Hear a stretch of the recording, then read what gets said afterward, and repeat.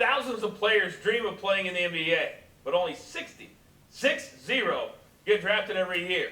For those players whose sole desire is to play professional basketball, they will chase their dream around the world. And for most, playing overseas is their last shot. Chris Broussard has a story of the lengths and places some will go for a chance to keep playing the game they love. Just know that it's not going to be easy for most of us, man.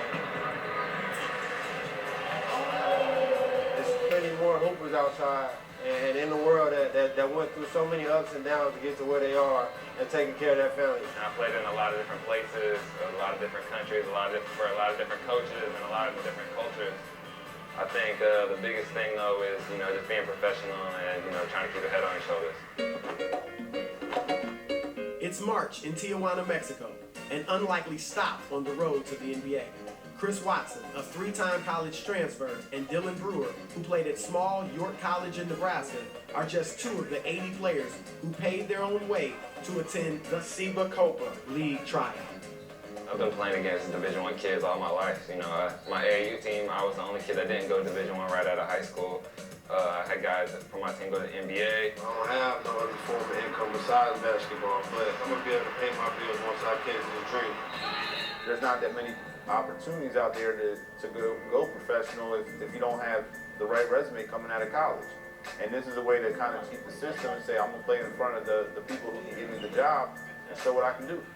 John Solomon, CEO of Self-Motivated Athletic Agency, organizes exposure camps in foreign markets.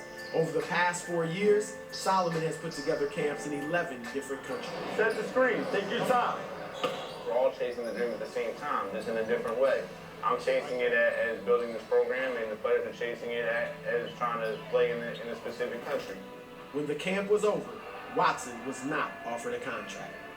I just wasn't aggressive enough. Like, everywhere that you go, in every situation, you can learn from it. I learned from every one of them so far. Brewer was drafted by Las Mochas, but he would not make it out of the team's training camp.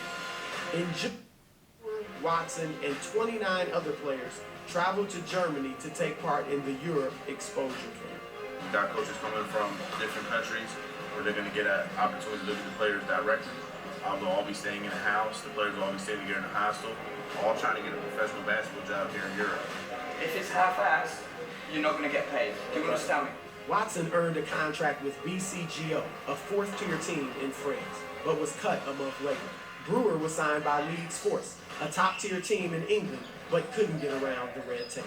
The Parliament denied my visa because they said that if I didn't play NCAA, then, I couldn't get a player visa there, so I had to keep fighting for another job in a different country, I guess.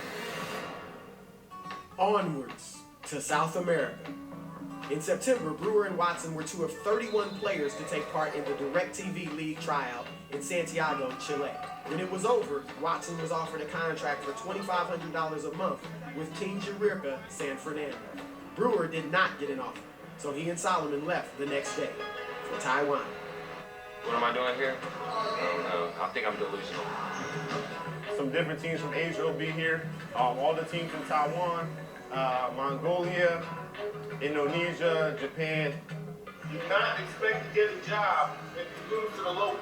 You have to beat the locals by 30 or 40 points, and then we have something valuable. Brewer shines for the Americans.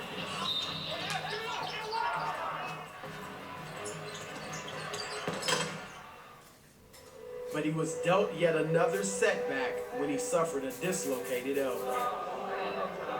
You don't have any allergy, right? Not even this could break his spirit. I think I'm ready to go. I just need a couple more painkillers and I think I can suit up. Despite his youthful optimism, Brewer would not get back on the court. He would go home without a contract. He had chased his dream around the world, across 4 continents, spending thousands of dollars in the process. Now, like so many other players, Brewer has to ask himself, how far is too far? When is it time to hang him up? And when is it time to take one last shot? That's Chris Broussard. 2 weeks after returning home from Taiwan, Dylan Brewer signed a contract with the Alliance Tech Hawks of the Mongolian National Basketball Association. Chris Watson turned down the job in Chile and is currently playing for ERSM, a 5th-tier team in France. Of the 148 players to participate in the 4 exposure camps featured, 25 did earn professional contracts.